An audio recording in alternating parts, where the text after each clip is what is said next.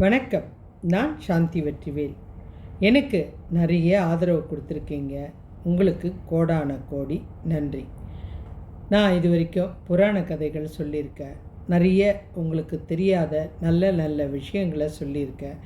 அந்த வரிசையில் நம்ம இனி கோவில்கள் ரகசியம், அதாவது ஒரு கோவிலில் என்ன ரகசியம் இருக்குது, அந்த இடத்துல என்ன பலன் இருக்குது, என்ன சக்தி இருக்குது, எல்லாமே நம்ம தெரிஞ்சுக்க போகிறோம். அது இல்லாமல் தன்னம்பிக்கை கதைகள், இது இல்லாமல் சங்க காலத்தில் நடந்த கதைகள், அதோட திறமையான விவாதங்கள், இதை பற்றியெல்லாம் நம்ம தெரிஞ்சுக்க போகிறோம். தெரியாததை தெரிஞ்சுக்கிற ரகசியம் தானே நம்ம சேனல். அதனால் தொடர்ந்து எனக்கு நீங்கள் ஆதரவு கொடுக்கணும். இப்போது கதைக்கு போகலாம். நான் சொல்ல போகிற கதை ஒரு வார்த்தை என்ன செய்யும். ஒரு வார்த்தை தாங்க உலகத்தில் ரொம்ப முக்கியம். அந்த ஒரு வார்த்தை எதுன்றது நம்ம முடிவு செய்கிறதில்ல, உலகம் முடிவு செய்கிறது.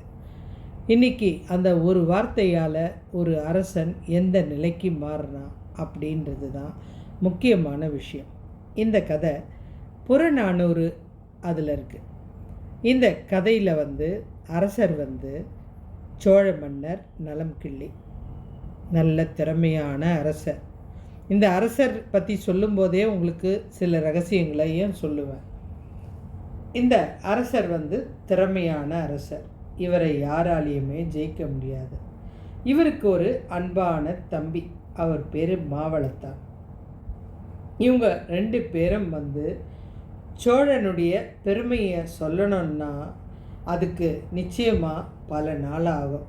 அந்த அளவு இவங்க வம்சம் அவ்வளோ நிறைய நல்ல விஷயங்களை பண்ணியிருக்காங்க. இந்த அரண்மனையில் புலவர்களுக்கு முதல் உரிமை. புலவர்கள் அப்படின்னா பாட்டு எழுதுகிறவங்கன்னு தான் உங்களுக்கு தெரியும். ஆனால் இதுலேயும் ஒரு ரகசியம் இருக்குது. புலவர்கள் எதுக்காக பாட்டு எழுதுகிறாங்கன்னா, நம்ம இந்த காலத்துக்கு அறிவை வளர்த்துக்கிறதுக்கு டிவி பார்க்குறதோ அல்லது சில விஷயங்களை தேடி கூகுளில் அலையிறதோ தான் நம்மளுடைய அறிவாற்றல். ஆனால் அப்போ அந்த வசதியெலாம் கிடையாது. அதனால் புலவர்களை கூப்பிட்டு ஏதாவது ஒரு முக்கியமான டாபிக், ஏதாவது ஒரு தலைப்பை சொல்லி அதுக்கு விவாதம்ன்ற பேரில் ஒவ்வொருத்தருடைய அறிவுரையும் அரசர் கேட்டு தெரிஞ்சுப்பார். இப்போ ஒரு வளமை அப்படின்னா ஒவ்வொருத்தர் சொல்கிற விஷயமும் ஒவ்வொரு மாதிரி இருக்கும். அந்த மாதிரி ஒவ்வொருத்தர்கிட்ட இருந்தும் தெரிஞ்சுப்பார். கிட்டத்தட்ட ஒரு 100 புலவர்கள் மத்தியில் அரசர் விவாதம் பண்ணார்னா அதுக்கு நேரம் போகிறதே தெரியாது.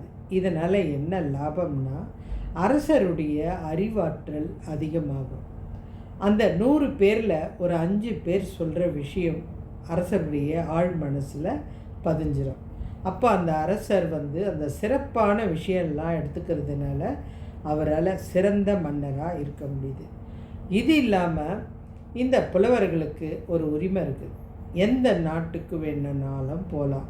யாரும் புலவர்களை நாட்டில் அனுமதிக்க மாட்டோம்னு சொல்ல மாட்டாங்க. எல்லா மன்னரும் இதே முறையில் தான் பயிற்சியாக இருப்பாங்க. அவங்களுக்கு யாரும் சொல்லி கொடுக்க மாட்டாங்க. எப்படி ஆட்சி பண்ணோன்னு சொல்ல மாட்டாங்க. இந்த புலவர்கள் பல நாடுகளுக்கு போகும்போது இவங்க ஏழ்மையாக இருக்கிறதுனால எல்லாருமே சுலபமாக அவர்கிட்ட பேச ஆரம்பிச்சிருவாங்க. பயப்பட மாட்டாங்க. தன்னுடைய நாட்டில் நடக்கிற கொடுமைகளையோ இல்லை வறுமைகளையோ இல்லை நல்ல வளமைகளையோ புகழையோ அவர்கிட்ட விவரமாக சொல்லிடுவாங்க. அவர் அதை கேட்டுக்கிட்டு அரசருக்கு சொல்லணும். ஆனால் ஒரு புலவர் அரசர்கிட்ட சரிசமமாக உட்காந்து, நீ இந்த தப்பை பண்ணியிருக்க, அதனால தான் நம்ம நாடு இந்த மாதிரி இருக்குது, அந்த நாட்டில் பாரு எவ்வளோ சிறப்பாக இருக்குது அப்படின்லாம் சொல்ல முடியாது.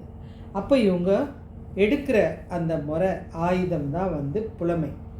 அந்த பாட்டிலேயே அவருடைய அரசாட்சியில் எது சரியில்லைன்றத சூசகமாக யாருக்குமே தெரியாமல் சொல்லிடுவாங்க. எல்லாருக்கும் பார்க்கும்போது இவர் ஏதோ பாட்டு சொல்கிறாரு, அரசர் கேட்குறாருன்னு நினச்சிப்பாங்க.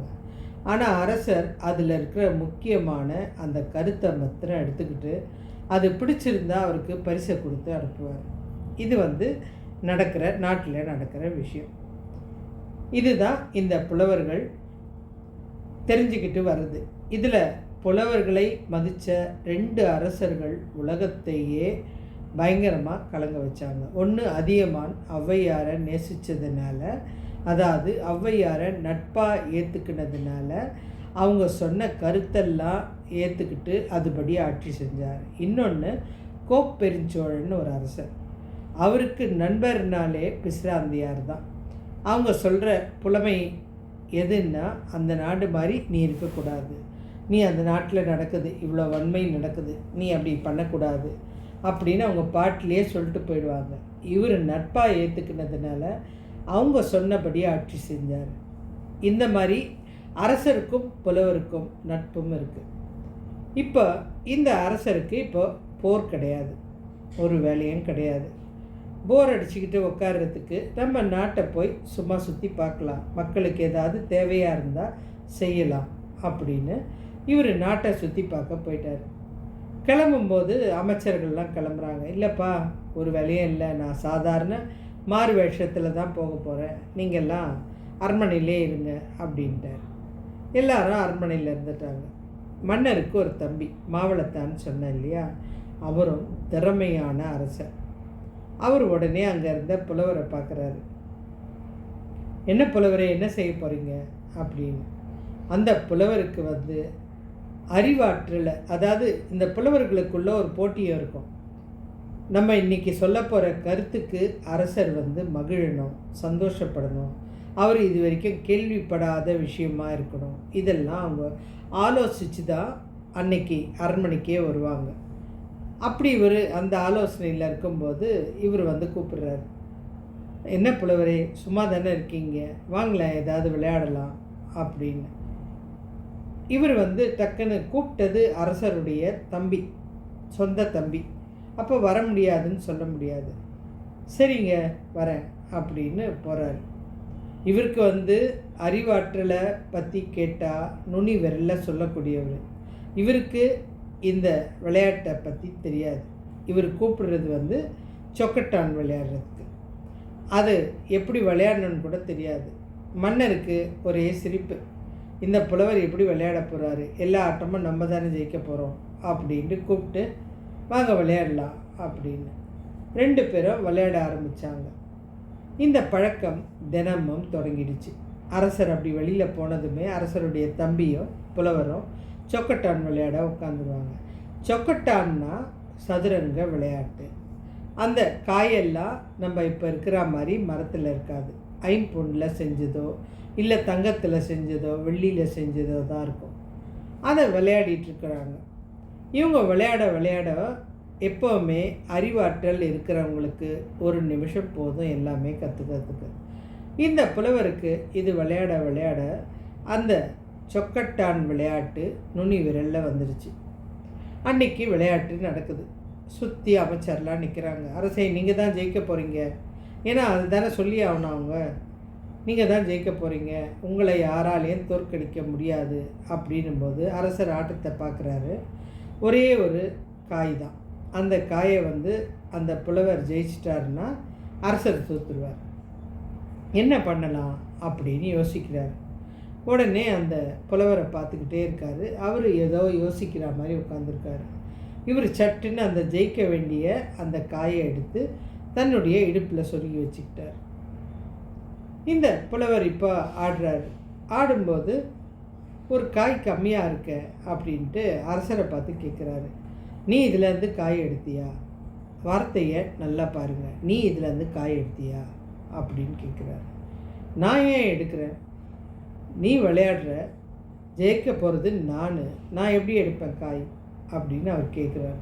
இல்லை, நீ திருடி இருக்க அப்படின்னு இந்த தாமப்பல் கண்ணப்பர், இந்த புலவர் பேர், இவர் சொல்கிறாரு. உடனே அரசருக்கு கோபம். அப்போ நான் எடுத்தேன்னு சொல்கிறியா? இங்கே இருக்கிற அமைச்சர்களை கேளு, இங்கே இருக்கிறவங்கெல்லாம் உனக்கு சாதகமாக தானே பதில் சொல்லுவாங்க. நீ எடுத்திருக்க, நீ திருடி இருக்க அந்த காயை அப்படின்னு 2 பேருக்கும் விவாதம் நடக்குது. அப்போ என்னை திருடன்னு சொல்கிறியா?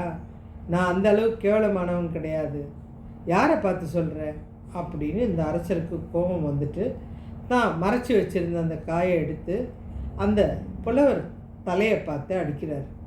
அது கரெக்டாக அவருடைய நெத்தி பொட்டில் பட்டு ரத்தமாக கொட்டுது. புலவருக்கு அப்படியே ரத்தம் வழியுது. வலி தாங்க முடியல. ஏன்னா அது ரொம்ப வெயிட்டாக இருக்கும்ல அந்த காய். அதனால் தலையை பிடிச்சிக்கிட்டு, அட பாவி, ஒரு விளையாட்டுக்காக என்னை இப்படி அடிக்கிறியே, நல்லா இருக்குதா? கடைசியில் உன் புத்தியை காமிச்சிட்ட பாரு. உன்னை மாதிரி கேவலமானவங்க கூட ஆடினதுக்கு ஆடாமல் இருந்திருக்கலாம்.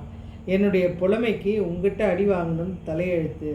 நீ முதல்ல சோழனுக்கு பிறந்தியா இல்லையான்னே தெரியல அப்படின்னு ஒரு வார்த்தையை விட்டுட்டார். யோசிச்சு பாருங்க, கோபத்தில் நம்ம என்ன வார்த்தை விடுறோன்றது நமக்கு தெரியாது. ஆனால் கோபம் தெரிஞ்ச அப்புறம்தான் அந்த வார்த்தை என்னன்றது அவங்களுக்கு புரியும். இவர் சொன்னதுமே அரசருக்கு பயங்கரமான கோபம் வந்துடுச்சு. கண் சிகப்பாயிடுச்சு. சுற்றி இருந்த எல்லாரும் வாளை எடுத்து அந்த புலவரை வெட்டுறதுக்காக தயாராகிட்டாங்க அமைச்சர்லாம். இந்த புலவருக்கு பயம் வந்துடுச்சு. மரணம், அவ்வளோதான், இதோட நம்மளுடைய மரணம் நிச்சயிக்கப்பட்டுடுச்சு, இதுக்கப்புறம் இன்றைக்கி வீட்டுக்கு போக மாட்டோம், இறப்பு தான் இன்றைக்கி அப்படின்னு நினச்சி அவர் ஒரு பக்கம் பயப்பட, அரசருக்கு அந்த வார்த்தை நீ சோழனுக்கு தான் பிறந்தியான்னு சந்தேகமாக இருக்குது அப்படின்னு சொன்னது எவ்வளோ தப்பான வார்த்தை. அது அவருடைய ஆழ் மனசு வரைக்கும் போயிட்டு ஒரு நிமிஷம் யோசிக்கிறார். எவ்வளோ பெரிய தப்பு பண்ணிட்டோம், எவ்வளோ கேவலமாக நடந்துட்டோம். நம்ம யார்? நம்ம ஒரு சிறந்த அரசன், நம்ம அண்ணா, நம்மளுடைய குடும்பம், இவங்கெல்லாம் எத்தனை வெற்றிகளை மட்டும் பார்த்துருப்பாங்க. இவங்க கூட பிறந்துட்டு நம்ம ஒரு சின்ன ஒரு சூதாட்ட விளையாட்டு மேலே இருந்த ஒரு ஆசையினால் இந்த புலவரை கூப்பிட்டு நம்ம ஜாலியாக விளையாடுறதுக்காக, நமக்கு சாதகமாக பயன்படுத்திக்கிறதுக்காக விளையாட்டை ஆரம்பித்தோம். ஆனால் இந்த விளையாட்டில் அவர் ஜெயிச்சிருந்தா கூட விட்டுருக்கலாம். ஆனால் அவர் ஜெயிச்சிட்டா நம்மளுடைய மானம் போயிடுமே. முதல்ல தகுதி பார்க்காம விளையாடினது தப்பு. மானம் போயிடுமே அப்படின்றதுனால நம்ம தான் அவர் தலை மேலே அந்த காயை எடுத்து அடிச்சிட்டோம். முதல்ல அந்த காயை எடுத்து மறைச்சி வச்சது ஒரு அரசனுக்குரிய அழகே கிடையாது. ஆனால் அதையும் மீறி நம்ம ரெண்டாவது தப்பும் பண்ணிட்டோம். இதில் இவரை வெட்டிட்டோம்னா நான் யோசிச்சு பாருங்களேன், இந்த இடத்துல அரசர் என்ன முடிவு எடுப்பார் அப்படின்னு யோசிச்சா, அவர் நிதானமாக யோசித்து அடுத்த நிமிஷம் நம்மளை தப்பாக சொன்ன வாயிலிருந்து நம்மளை புகழற அளவுக்கு நம்ம நடக்கணும் அப்படின்னு முடிவெடுத்தார். ஏன்னா வார்த்தை ரொம்ப முக்கியங்க. என்ன முடிவு எடுத்தாருன்னா, அந்த புலவர்கிட்ட கையெழுத்து கும்பிட்டு, ஐயா, என்னை விட வயசில் நீங்கள் பெரியவங்க, என்னை நீங்கள் மன்னிக்கணும். எனக்கோ எங்கள் அண்ணனுக்கோ எங்கள் குடும்பத்துக்கோ உங்கள் வம்சங்கள் நிறைய அறிவுரைகளை வழங்கியிருக்கு. அதனால் நாங்கள் சிறப்பாக ஆட்சி செய்கிறோம். ஏன்னா புலவருங்கன்னா அறிவுரை சொல்கிறவங்க தானே. நாங்கள் சிறப்பாக ஆட்சி செஞ்சுருக்கோம். ஆனால் உங்களை இந்த விளையாட்டுக்கு நான் கூப்பிட்டது ரொம்ப தப்பு, என்னை மன்னிக்கணும். அதுவும் இல்லாமல் அந்த காயை எடுத்து சின்ன பசங்க மாதிரி ஒளிச்சு வச்சதும் அதை விட தப்பான விஷயம். அது இல்லாமல் கோபத்தில் நீங்கள் ஜெயிச்சிருவீங்க, என்ன திருடன் சொல்லிட்டீங்க, ஆனால் நான் பண்ணதை தான் சொன்னீங்க, நான் திருடன் சொல்லிட்டீங்க அப்படின்னு கோபப்பட்டு அந்த காயை எடுத்து உங்களை பார்த்து அடித்தது அதை விட தப்பு. அதுவும் இல்லாமல் அந்த வார்த்தை உங்கள் வாயிலேருந்து வந்திருக்கக்கூடாது. அது நான் கேட்க வேண்டிய சூழ்நிலைக்கு காரணம் நான் செஞ்ச தப்பு தான். நீங்கள் என்னை கண்டிப்பாக மன்னிக்கணும். நான் தப்பு பண்ணிட்டேன், உங்களை மரியாதை குறைவாக நடத்தியிருக்கக்கூடாது, என்னை நீங்கள் மன்னிக்கணும் அப்படின்னு அந்த அரசர் தன்னுடைய நிலைமையை மறந்து மன்னிப்பு கேட்குறார். இந்த புலவருக்கோ அந்த நிமிஷம் அப்படியே கண்ணு கலங்குது. உண்மையாகவே சொல்லணுன்னா சோழன் தான்ப்பா. இவ்வளோ பெரிய மன்னராக இருந்து ஒரு நிமிஷம் நீ அந்த வாளை எடுத்து என்னுடைய தலையை வெட்டியிருக்கலாம். இல்லைன்னா உன் கூட சுற்றி நிற்கிறாங்களே அமைச்சர்கள், அவங்கள கூப்பிட்டு என்னை வெட்ட சொல்லியிருக்கலாம். ஆனால் அதை செய்யாமல் செஞ்ச தவறு புரிஞ்சுக்கிட்டு, அதுவும் இல்லாமல் நான் தவறு தான் செஞ்சுருக்கேன், நான் உங்களை திட்டியிருக்கேன், இருந்தாலும் நான் ஏழையாக இருந்தாலும் இவ்வளோ பெரிய அரசன் தனிஞ்சு மன்னிப்பு கேட்கறது எவ்வளோ பெரிய விஷயம். உன்ன மாதிரி ஒரு சோழ வம்சத்தை கௌரவமானவனை நான் பார்த்தது கிடையாது அப்படின்னு புலவர் சொல்லிட்டார். புலவர் வாயிலிருந்தும் நல்ல வார்த்தை வந்துருச்சு. அந்த சோழ வம்சத்தை பற்றி புகழ்ந்துட்டார். அவங்களால தான் இவ்வளோ கௌரவமாக செஞ்சது தப்பாக இருந்தாலும் உடனே துணிச்சலோடு தகுதி பார்க்காம மன்னிப்பு கேட்குற குணம் இருக்கும் அப்படின்றது. இந்த வார்த்தையிலேருந்து இது கதை தான், புறநானூரில் இருக்கிற ஒரு கதை தான். இந்த விஷயத்திலேருந்து நம்ம தெரிஞ்சுக்க வேண்டியது என்னன்னா, வார்த்தை நம்ம பேசும்போது ரொம்ப அழகாக வருங்க. நீங்கள் என்ன வேணாலும் பேசலாம், ஆனால் ஒரு நிமிஷம் மனசில் யோசிச்சுட்டு பேசுங்க. அது ரொம்ப நல்லது. நம்ம அவசரத்தில் விடுற வார்த்தைக்காக காலம் முழுக்க நம்ம ஒருத்தர்கிட்ட மன்னிப்பு கேட்க வேண்டிய நிலைமை வரக்கூடாது. மன்னிப்பு கேட்குற அளவுக்கு வாழவும் கூடாது. அது ஒரு கல் ஒரு படிக்கட்டு சறுக்குனா மாதிரி தான். ஏன்னா உங்களோட கௌரவம்னு ஒன்று இருக்குது. அந்த கௌரவத்துக்கு வார்த்தையை கையாளுற விஷயம் ரொம்ப முக்கியம். இன்றைக்கி நம்ம நாட்டிலே பார்த்தா கூட ஒரு மிகப்பெரிய ஒரு தலைவர்களாக இருப்பாங்க, சிறந்த அறிஞர்களாக இருப்பாங்க, ரொம்ப அழகாக பேசுவாங்க. பேசும்போது கவன சிதறலால் ஒரு சில வார்த்தைகள் விடும்போது அதுக்காக மொத்தமாக எல்லார்கிட்டேயும் மன்னிப்பு கேட்குறது அவங்களுடைய இவ்வளோ நாள் வாழ்ந்த வாழ்க்கைக்கு ஒரு படி சறுக்குனா மாதிரி தான். அந்த அவமானம் வரக்கூடாதுன்னா நம்ம பேசுகிற வார்த்தைகள் அவ்வளோ யோசித்து நிதானமாக பேசணும். நம்ம பேசிடலாம், ஆனால் அதை திரும்ப எடுக்க முடியாது.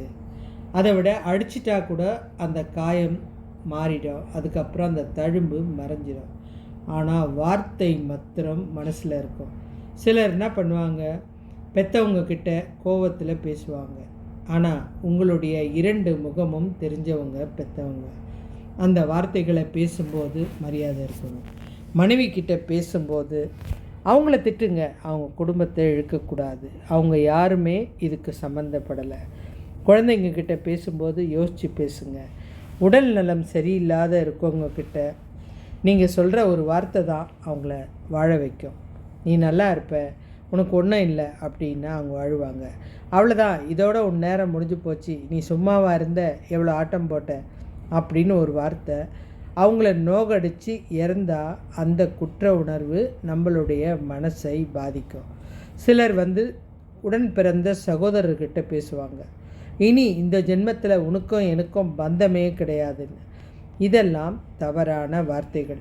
நீங்கள் பேசும்போது ஒவ்வொரு வார்த்தையும் யோசித்து சிந்திச்சு தான் பேசணும். அதுதான் வார்த்தைக்கு அழகு. இப்போ நான் சொன்ன கதை உங்களுக்கு பிடிச்சா சேனலை சப்ஸ்கிரைப் பண்ணுங்கள், ஷேர் பண்ணுங்கள், கமெண்ட் பண்ணுங்கள். கண்டிப்பாக இதை லைக் பண்ணுங்கள். நன்றி.